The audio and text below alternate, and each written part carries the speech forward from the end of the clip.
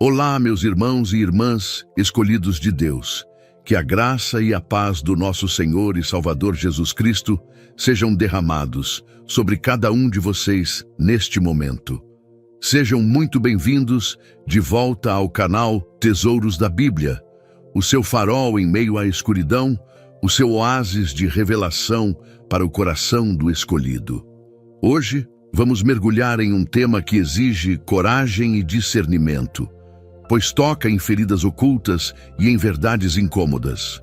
Muitos de vocês, que carregam a marca da eleição divina, que sentem o chamado poderoso de Deus em suas vidas, que foram separados para um propósito grandioso, como nos lembra 1 Pedro capítulo 2, versículo 9, se perguntam: por que as promessas de Deus parecem demorar tanto? Por que há bloqueios em meu caminho? Por que não consigo alcançar o que o Senhor me prometeu? A resposta, muitas vezes, não está em forças externas, mas em armadilhas sutis que o inimigo planta e que nós, por vezes, abraçamos sem perceber. Neste vídeo de hoje, vamos expor os 4 vícios que mais afastam os escolhidos do que Deus prometeu. Prepare-se para uma revelação que pode ser dolorosa, mas que é libertadora. Vamos identificar essas armadilhas, entender como elas operam e, o mais importante, como podemos nos livrar delas para destravar as promessas que Deus já liberou sobre sua vida. Se você sente que há algo te impedindo de viver o extraordinário de Deus, se você anseia pelo cumprimento das promessas, então este vídeo é para você. Fique conosco até o final, pois o último vício é o mais importante para a sua libertação e avanço. E se você ainda não faz parte da nossa família, aqui no Tesouros da Bíblia, eu te convido já deixar o gostei nesse vídeo, se inscrever no canal agora mesmo, ativar o sininho para não perder nenhum vídeo e no final deste vídeo, comente sobre sua situação atual e se passa por alguma dessas situações. Sua interação é muito importante e ajuda a levar esta mensagem a outros corações que precisam desesperadamente ser despertados e alinhados com o propósito divino. Meus irmãos e irmãs, o primeiro vício, e talvez o mais comum, o mais perigoso por ser tão dissimulado e se vestir de piedade, que afasta o escolhido das promessas de Deus, é o orgulho espiritual. Não se engane, ele não se manifesta apenas em uma arrogância explícita, em alguém que se vangloria abertamente de suas conquistas espirituais, de suas revelações, de seu ministério ou de sua suposta superioridade sobre os demais. Longe disso, o orgulho espiritual é uma serpente sutil que se disfarça na falsa segurança de ser escolhido, na crença de que você já sabe tudo sobre a Bíblia, sobre a vida espiritual, de que não precisa de correção, de que é superior aos outros crentes por sua posição na igreja, por seu conhecimento teológico, por sua unção, por suas experiências místicas ou por sua suposta intimidade exclusiva com Deus. Ele se revela na incapacidade de admitir erros, na constante necessidade de estar certo em todas as discussões teológicas ou ministeriais, na dificuldade de pedir perdão, seja a Deus ou a um irmão, na resistência em se submeter a uma autoridade espiritual legítima, ou até mesmo a um conselho humilde de um irmão mais simples na fé. O orgulho se manifesta quando o escolhido começa a julgar severamente a fé alheia, a criticar o ministério do outro com desdém e inveja, a desprezar os pequenos começos de quem está aprendendo ou a achar que a graça de Deus é um mérito pessoal e não um dom imerecido, um favor que não merecemos. É a cegueira espiritual que impede o escolhido de ver suas próprias falhas, de aceitar a repreensão amorosa do Espírito Santo ou de um profeta, de se humilhar diante de Deus e dos homens.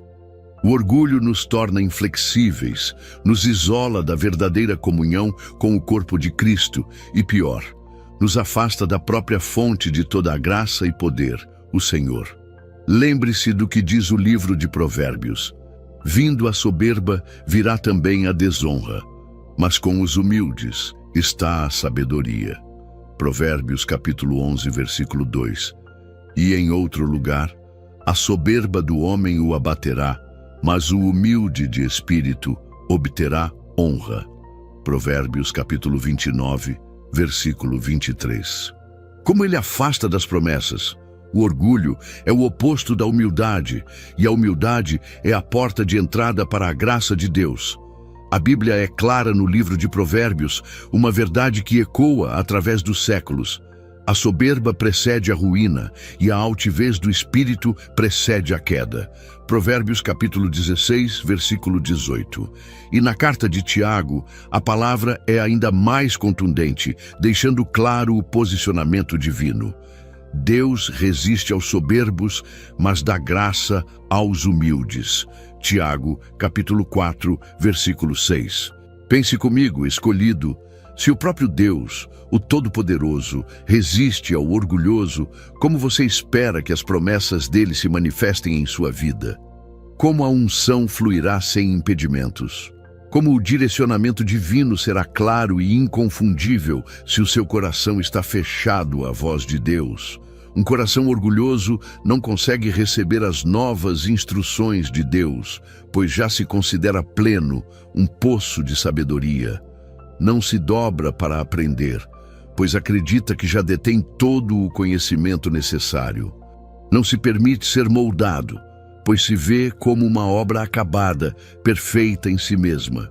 Ele impede que Deus o use plenamente em posições de liderança e influência, pois Deus só exalta aqueles que primeiro se humilham sob sua poderosa mão, como nos ensina a primeira carta de Pedro.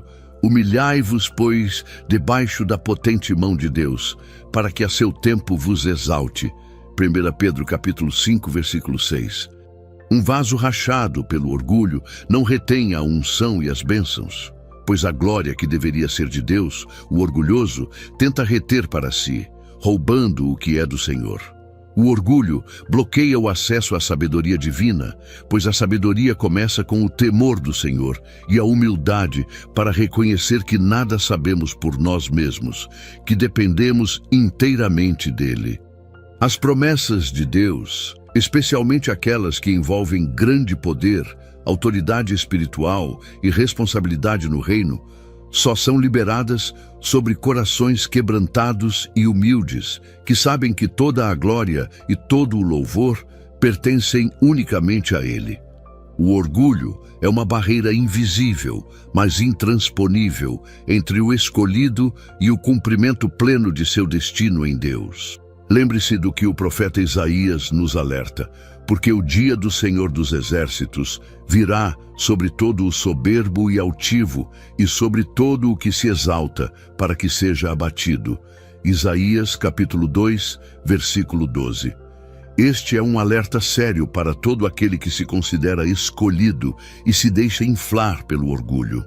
O orgulho espiritual pode manifestar-se até mesmo na forma de um elitismo espiritual, onde o escolhido se sente superior a outros crentes por sua doutrina, por suas experiências espirituais mais profundas ou por sua suposta pureza.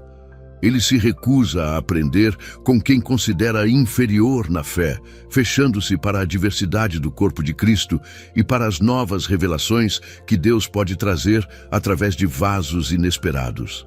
A soberba é a raiz da insubmissão, do cisma e da divisão na igreja, pois o orgulhoso não consegue trabalhar em equipe, não aceita ser liderado e sempre busca o próprio protagonismo, roubando a glória que pertence a Deus.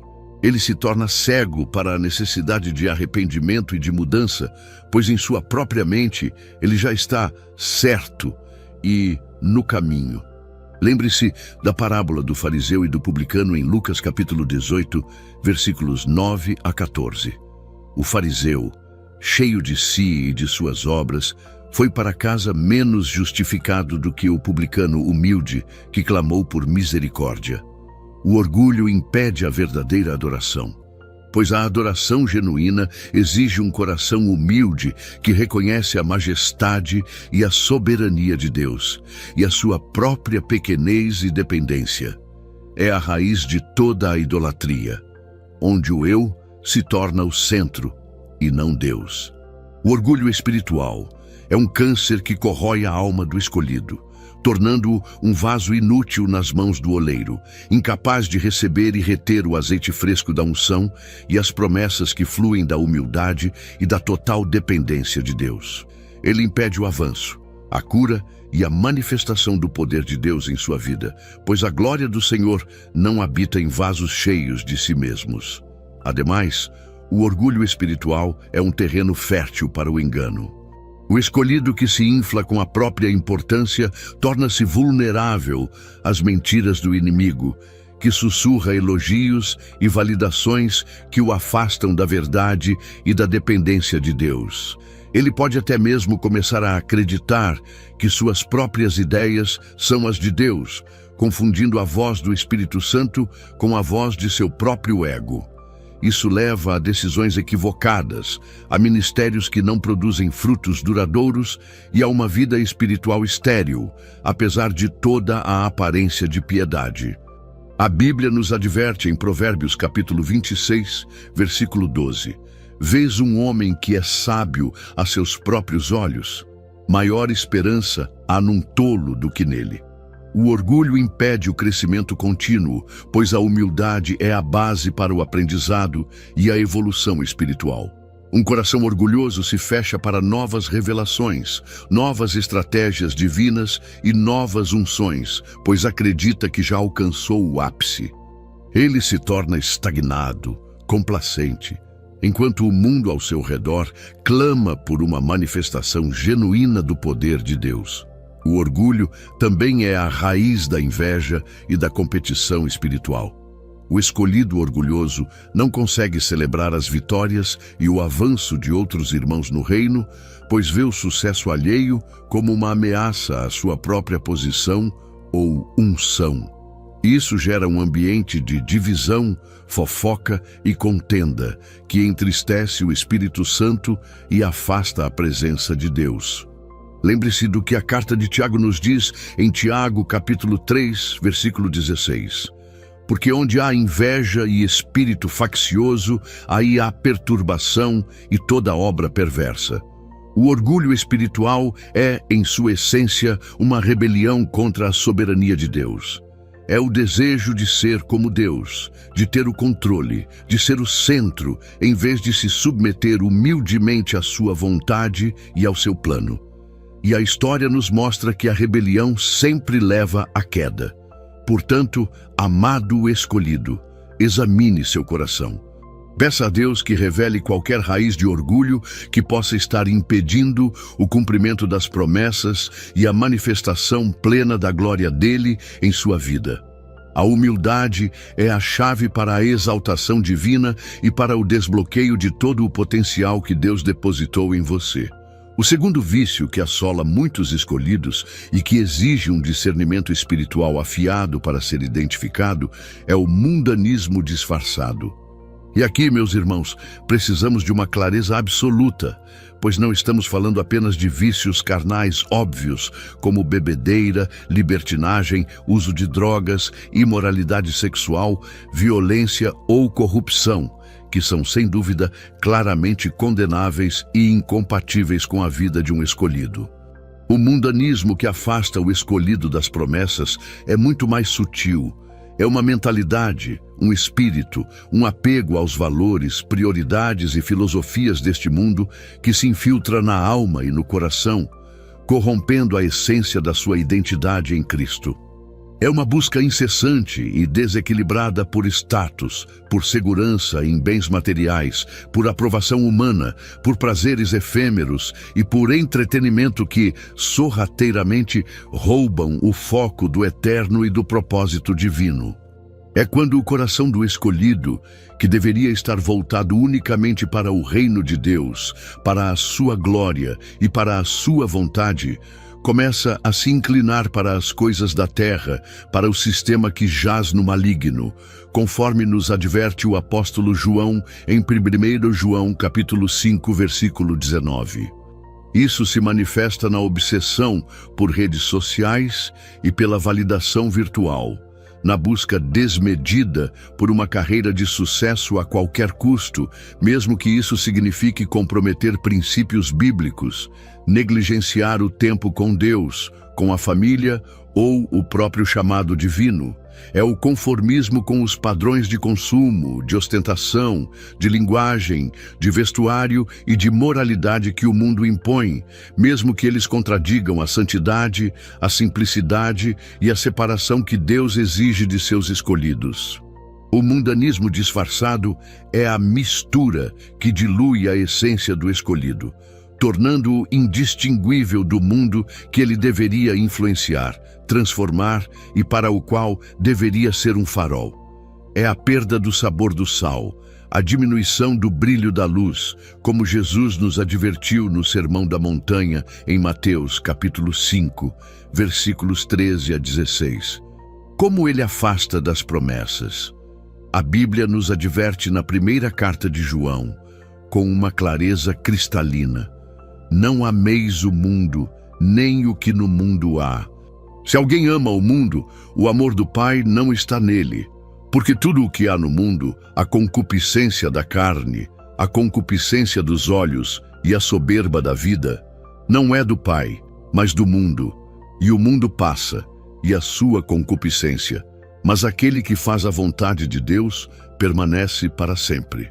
1 João capítulo 2, versículos 15 a 17. O amor ao mundo dilui a santidade, esfria o fervor espiritual, apaga o fogo do espírito e desvia o foco das promessas eternas e duradouras para as temporais, efêmeras e passageiras. Quando você tenta servir a dois senhores, como Jesus ensinou categoricamente no Evangelho de Mateus, ninguém pode servir a dois senhores, porque ou há de odiar um e amar o outro, ou se dedicará a um e desprezará o outro. Não podeis servir a Deus e a Mamon. Mateus capítulo 6, versículo 24. O mundanismo compromete a visão espiritual, tornando o escolhido cego para as oportunidades divinas, surdo à voz de Deus e insensível à direção do Espírito Santo. O escolhido é sal da terra, luz do mundo, não parte dele. Misturar-se com o mundo é perder o sabor e o poder que Deus te deu para transformar ambientes, para ser um agente de mudança, para ser o farol que guia almas perdidas para a verdade. As promessas de Deus para o escolhido são promessas de poder, de autoridade, de manifestação do reino, mas essas promessas só se cumprem em um coração que está totalmente separado para Ele, que não tem seus afetos divididos entre o céu e a terra. O mundanismo sufoca a voz profética, amortece a consciência espiritual e impede que o escolhido viva a plenitude da vida abundante que Jesus veio para nos dar. João, capítulo 10, versículo 10. Ele te faz buscar a segurança e a satisfação em fontes que são vazias e passageiras, em vez de na rocha eterna. O mundanismo disfarçado é uma das maiores armadilhas do inimigo para os escolhidos, pois ele não se apresenta como um pecado gritante, mas como uma adaptação necessária ao mundo moderno, uma flexibilidade que, na verdade, é uma capitulação gradual. Ele se manifesta na busca incessante por aprovação social, na pressão para se encaixar nos moldes que o mundo oferece, mesmo que isso signifique diluir sua fé, comprometer seus valores ou silenciar sua voz profética. Quantos escolhidos têm suas promessas bloqueadas, porque estão mais preocupados em agradar a homens do que a Deus? A carta aos Gálatas nos adverte: porque se eu ainda agradasse aos homens, não seria servo de Cristo. Gálatas capítulo 1, versículo 10. Este vício se infiltra na forma como o escolhido gasta seu tempo, seu dinheiro e sua energia. Em vez de investir no reino, na oração, no estudo da palavra, na evangelização e no serviço, o tempo é consumido por entretenimento vazio, por futilidades digitais, por uma busca desenfreada por bens materiais ou por uma carreira que não honra a Deus. O coração do escolhido se torna um campo de batalha onde os valores celestiais competem com os valores terrenos e muitas vezes os terrenos vencem. Isso resulta em uma vida espiritual morna, sem paixão, sem poder e sem a manifestação das promessas. Deus não derrama sua unção e suas bênçãos mais profundas sobre vasos que estão cheios do mundo. Ele busca corações que o amam acima de tudo, que o buscam de todo o coração, que estão dispostos a abandonar o que é passageiro para abraçar o que é eterno. O mundanismo também se manifesta na forma de um espírito de consumo, que vai além da necessidade, levando à idolatria do material. O escolhido passa a medir seu valor e sua bênção pela quantidade de bens que possui, em vez de pela sua intimidade com Deus e pelo cumprimento de seu propósito. Isso gera dívidas, ansiedade e uma insatisfação constante, pois o mundo sempre oferece algo melhor e novo, prendendo o escolhido em um ciclo vicioso de busca por mais. A Bíblia nos alerta em 1 Timóteo capítulo 6, versículo 10. Porque o amor ao dinheiro é a raiz de toda a espécie de males, e nessa cobiça alguns se desviaram da fé e se traspassaram a si mesmos com muitas dores. Além disso, o mundanismo disfarçado pode levar o escolhido a buscar sabedoria e conselhos nas filosofias humanas e nos sistemas do mundo, em vez de na palavra de Deus e na direção do Espírito Santo. Ele pode se tornar um intelectual espiritual que valoriza o conhecimento secular acima da revelação divina, ou que busca soluções para seus problemas em métodos e terapias mundanas, negligenciando o poder da oração, do jejum e da fé. A carta aos Colossenses nos adverte: cuidado que ninguém vos venha a enredar com sua filosofia e vãs subtilezas, conforme a tradição dos homens, conforme os rudimentos do mundo e não segundo Cristo. Colossenses capítulo 2, versículo 8. Esse vício impede que o escolhido experimente a verdadeira liberdade e alegria em Cristo, pois ele está constantemente tentando se encaixar em um molde que não foi feito para ele. Ele vive uma vida de aparências, buscando a validação externa, em vez da aprovação de Deus. As promessas de Deus são para aqueles que são separados para Ele, que vivem uma vida de santidade e de total dependência do reino. O mundanismo disfarçado é um veneno lento que mata a paixão espiritual, rouba a visão profética e impede o escolhido de manifestar o poder e a glória de Deus em sua plenitude. É hora de despertar, escolhido. Examine seu coração, suas prioridades, seus gastos, seu tempo. Onde está o seu tesouro, aí estará também o seu coração. Mateus, capítulo 6, versículo 21. Desapegue-se do que é terreno para abraçar o que é celestial e eterno. E veja as promessas de Deus se manifestarem em sua vida de forma sobrenatural.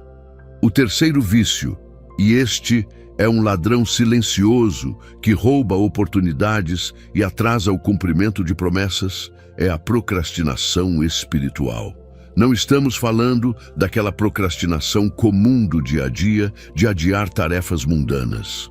Estamos falando de um hábito profundamente enraizado na alma do escolhido, que o leva a adiar a obediência a Deus, a postergar o cumprimento de um chamado divino, a protelar a tomada de decisões cruciais que o Senhor já revelou, ou a adiar a ação necessária para manifestar uma promessa.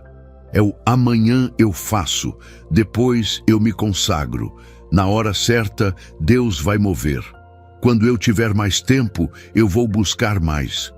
Quando eu tiver mais recursos, eu vou investir no reino. É o espírito de inércia que paralisa o escolhido, impedindo-o de avançar no plano de Deus. A procrastinação espiritual se manifesta de diversas formas. É o chamado para evangelizar que nunca é atendido. A reconciliação com um irmão que é sempre adiada. O projeto ministerial que fica na gaveta. O tempo de oração e estudo da palavra que é constantemente sacrificado por outras atividades. A renúncia a um pecado que sempre fica para depois. A semeadura que nunca acontece. O perdão que nunca é liberado. A decisão de se aprofundar em Deus que é empurrada para um futuro incerto. É a espera por condições perfeitas que nunca chegam, o medo de falhar que impede qualquer tentativa, a zona de conforto que se torna uma prisão espiritual. O escolhido sabe o que precisa fazer, o Espírito Santo o impulsiona, a palavra o exorta, mas ele simplesmente não age. Ele vive na expectativa de um mover de Deus que muitas vezes já foi liberado, mas que exige a sua ação e obediência. Como ele afasta das promessas? A Bíblia nos ensina que a fé sem obras é morta, como nos revela a carta de Tiago. Porque assim como o corpo sem o espírito está morto, assim também a fé sem obras é morta. Tiago capítulo 2, versículo 26. As promessas de Deus, em sua maioria, não são automáticas. Elas exigem uma resposta de fé e obediência da nossa parte.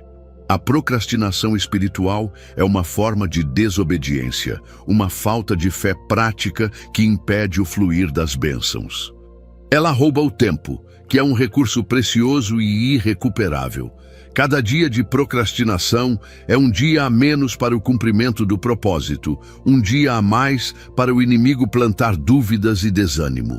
O livro de Provérbios adverte: o preguiçoso não ara por causa do inverno, pelo que mendigará na cega e nada terá.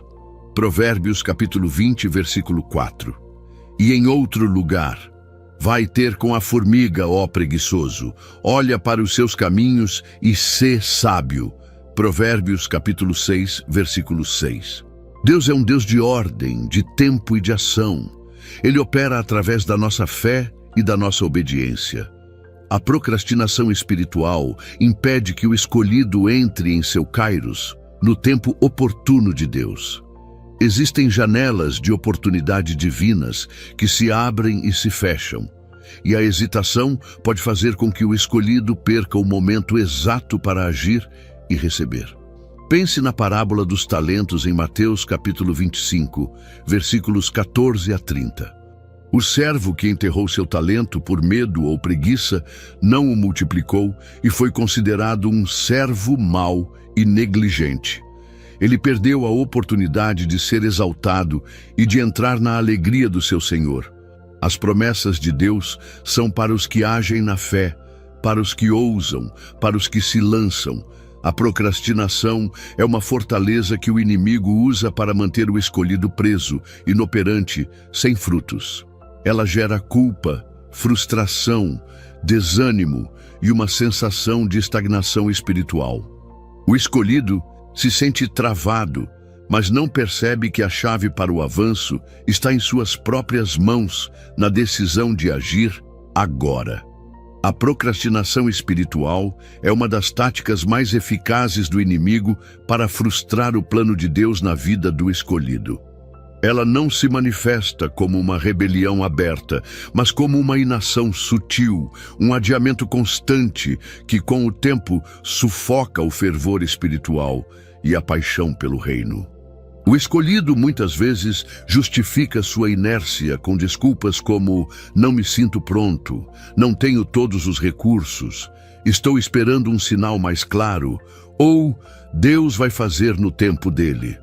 Embora a paciência e a espera em Deus sejam virtudes, a procrastinação é diferente. É a recusa em agir quando a direção já foi dada, é a hesitação quando a porta já está aberta.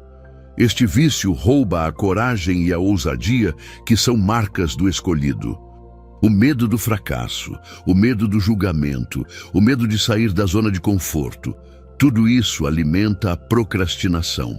O escolhido se esquece que o Senhor é com ele, que ele o capacita e que o poder de Deus se aperfeiçoa na fraqueza. A carta aos Hebreus nos exorta a não nos tornarmos negligentes, mas a sermos imitadores daqueles que, pela fé e paciência, herdam as promessas.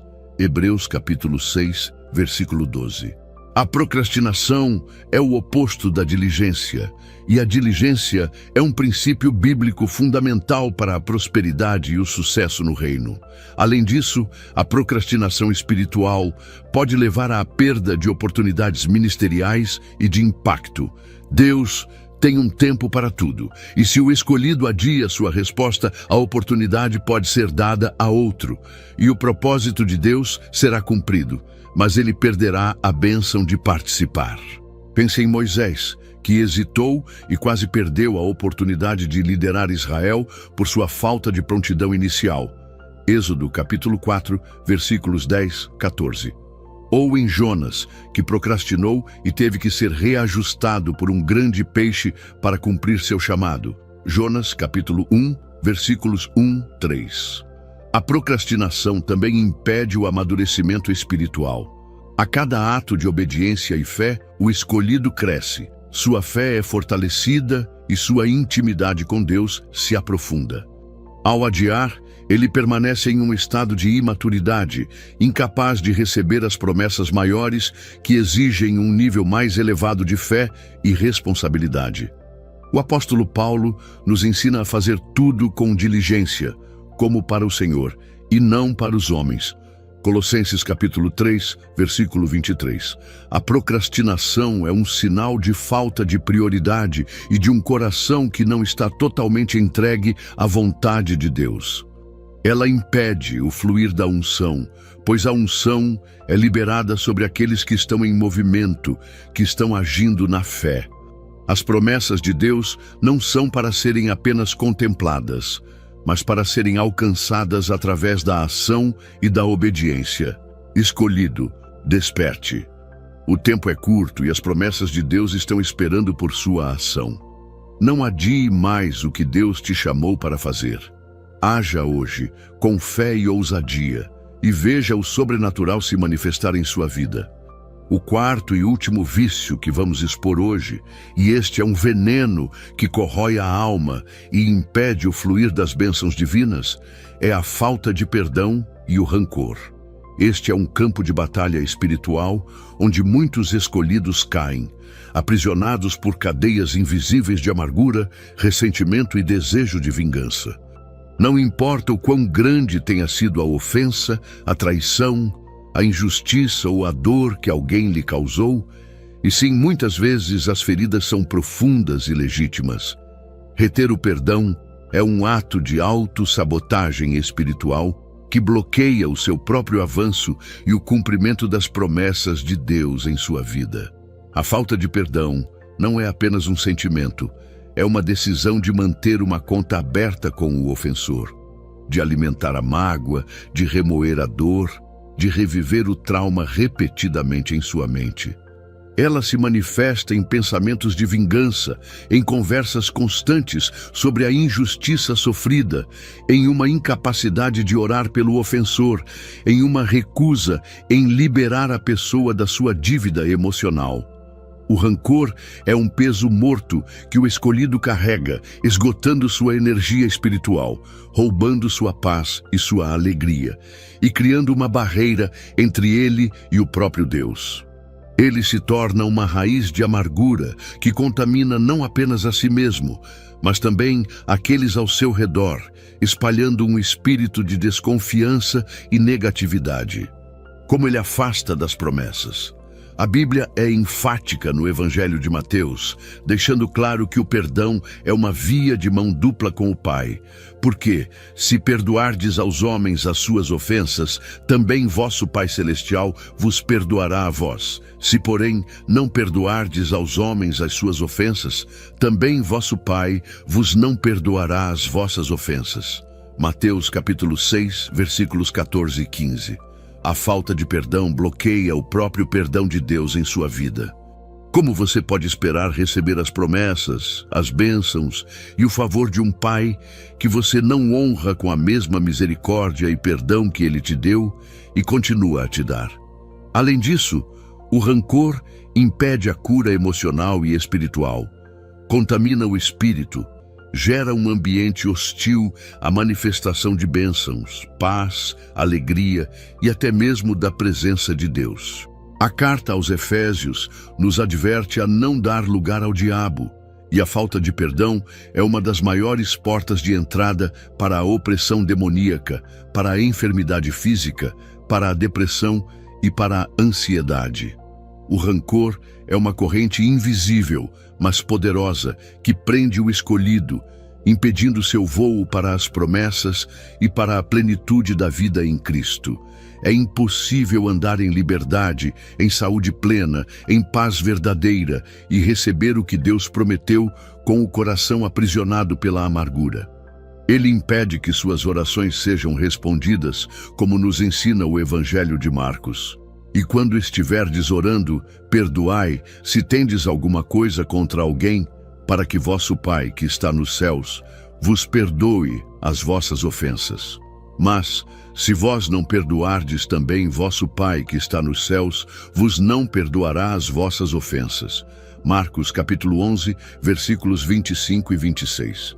Pense na parábola do servo incompassivo no Evangelho de Mateus, em Mateus capítulo 18, versículos 21 a 35. Um servo que foi perdoado de uma dívida impagável, equivalente a milhões, recusou-se a perdoar uma dívida insignificante de seu conservo. O mestre, ao saber disso, o entregou aos torturadores até que pagasse toda a dívida. Jesus conclui a parábola dizendo: assim vos fará também meu Pai Celestial, se do coração não perdoardes, cada um a seu irmão, as suas ofensas. Mateus, capítulo 18, versículo 35. Esta é uma das advertências mais sérias sobre a falta de perdão. Ela impede que seus relacionamentos sejam curados e que você experimente a verdadeira paz que excede todo entendimento. Escolhido, liberte-se. O perdão é a chave mestra que destrava as portas das promessas, da cura, da sua própria liberdade e do seu avanço no plano de Deus.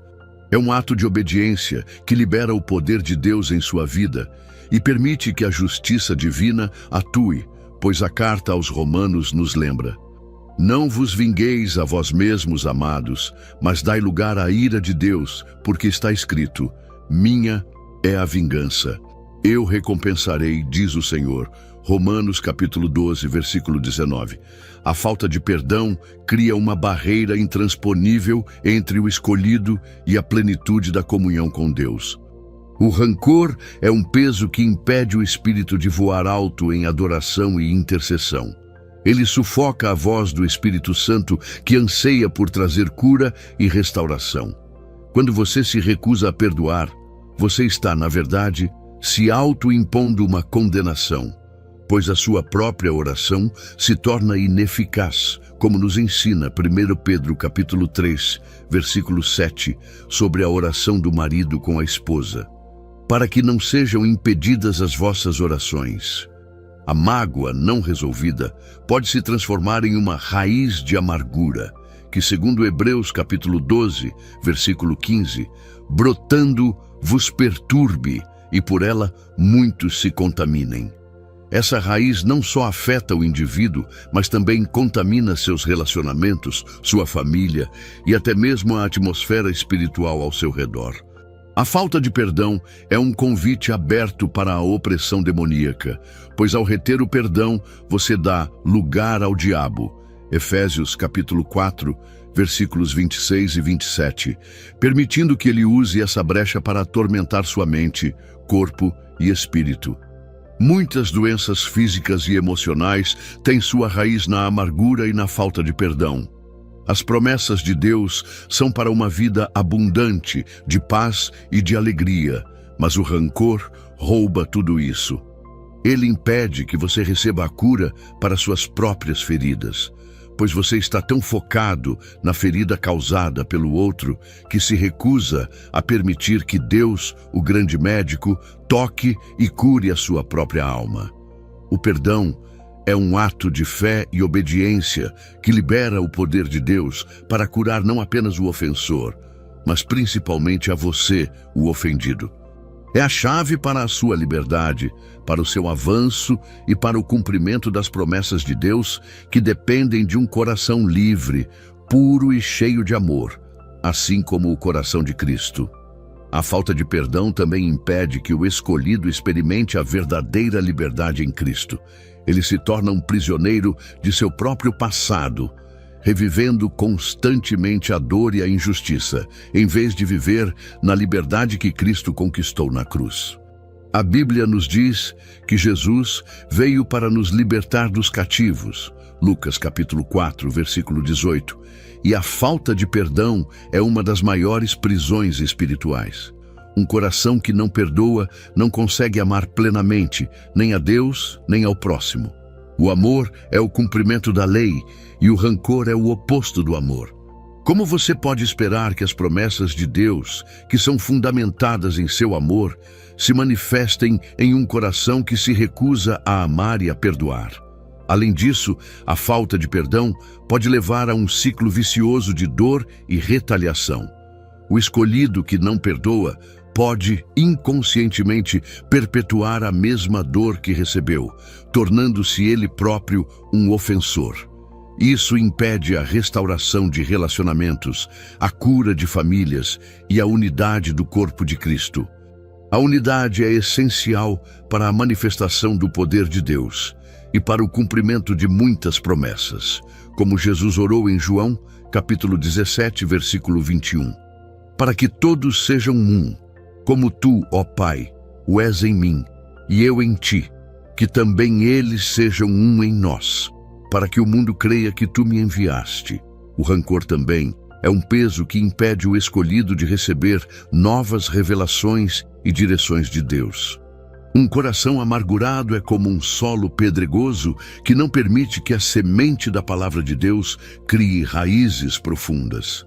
A falta de perdão turva a visão espiritual, tornando difícil discernir a voz de Deus e os seus planos. As promessas de Deus são para aqueles que andam em luz, em pureza e em obediência, e a amargura é escuridão. O perdão é um mandamento, não uma opção para o escolhido. É um ato de fé que demonstra confiança na justiça de Deus e na sua capacidade de curar e restaurar. É um ato de libertação não apenas para o ofensor, mas principalmente para você. Escolhido, não permita que o inimigo use a dor do passado para roubar o seu futuro e as promessas de Deus. Libere o perdão hoje e experimente a liberdade, a paz e o fluir sobrenatural das bênçãos que Deus tem reservadas para você. Amados irmãos e irmãs escolhidos de Deus, que esta revelação profunda sobre os 4 vícios, o orgulho espiritual, o mundanismo disfarçado, a procrastinação espiritual e a falta de perdão e rancor, tenha sido um espelho para sua alma, um raio-x espiritual que expôs o que estava oculto. Reconhecer essas armadilhas, essas cadeias invisíveis, é o primeiro e mais crucial passo para a libertação e para destravar as promessas que Deus já liberou sobre sua vida, promessas que estão esperando por você. Não se desespere, não se condene e não se sinta derrotado se você se identificou com algum, ou até mesmo com todos esses vícios. A boa notícia, a gloriosa verdade, é que como escolhido de Deus, você não está sozinho nessa batalha. Você tem acesso ilimitado à graça, ao poder transformador e à misericórdia infinita de Deus para superá-los. O Espírito Santo está em você para te capacitar e te guiar em todo o processo. Então, como nós, os escolhidos de Deus, podemos verdadeiramente superar esses e tantos outros obstáculos espirituais, caminhando firmes em direção ao cumprimento pleno de nossas promessas. A palavra de Deus nos oferece princípios inabaláveis, um mapa divino para essa jornada de vitória. Primeiramente, é fundamental compreender o poder do arrependimento e da confissão genuína. A Bíblia nos ensina que arrependimento não é apenas um sentimento de culpa, mas uma mudança radical de mente e direção. É a decisão de se afastar do pecado e se voltar para Deus com todo o coração. O apóstolo João nos garante em sua primeira carta que, se confessarmos os nossos pecados, Ele é fiel e justo para nos perdoar os pecados e nos purificar de toda injustiça. 1 João, capítulo 1, versículo 9.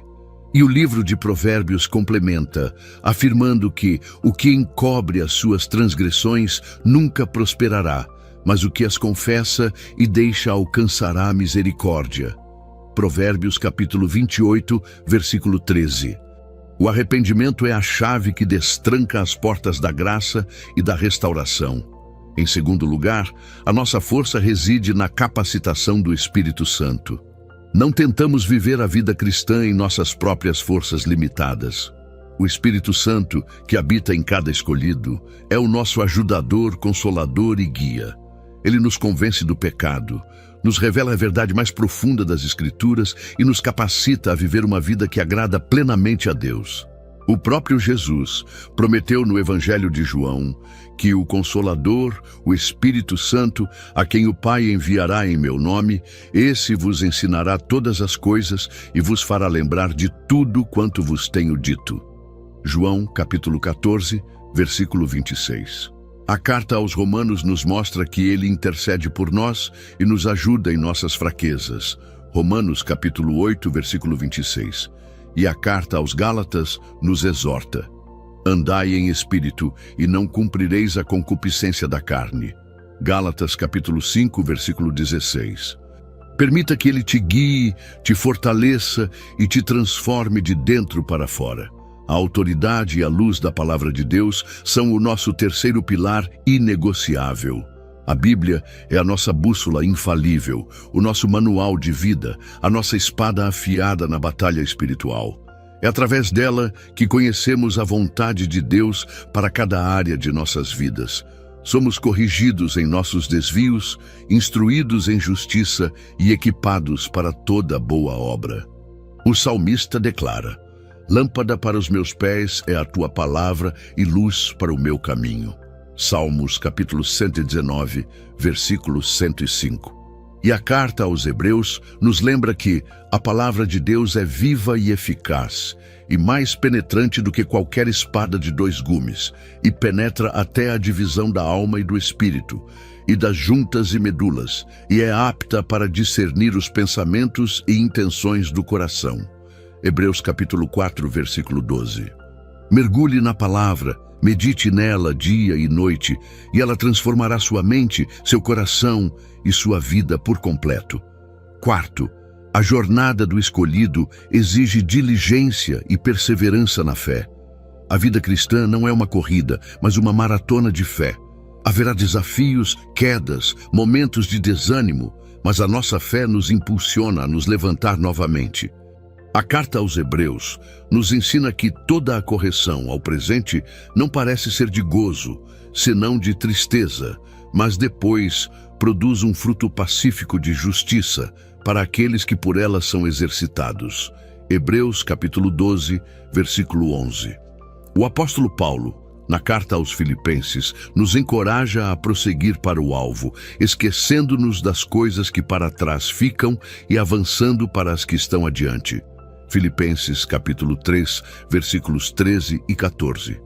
A disciplina espiritual, na oração, no jejum, no estudo da palavra, no serviço ao próximo, é fundamental para o crescimento contínuo e para a manifestação das promessas.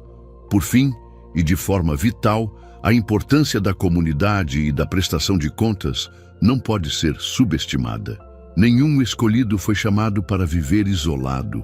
Somos parte do corpo de Cristo e a comunhão com outros crentes nos fortalece, nos edifica, nos corrige com amor e nos impulsiona para a frente. A carta aos Hebreus nos exorta a não deixarmos de congregar, mas a nos estimularmos ao amor e às boas obras. Hebreus capítulo 10, versículo 25. A carta aos Gálatas nos chama a levar as cargas uns dos outros, e assim cumprireis a lei de Cristo. Gálatas capítulo 6, versículo 2. Ter irmãos em quem confiar, com quem compartilhar suas lutas e de quem receber conselhos e oração, é um escudo poderoso contra as armadilhas do inimigo e um catalisador para o seu avanço. Hoje é o dia da sua decisão, escolhido de Deus. Arrependa-se genuinamente, peça perdão a Deus e a quem for necessário. Humilhe-se sob a poderosa mão do Senhor.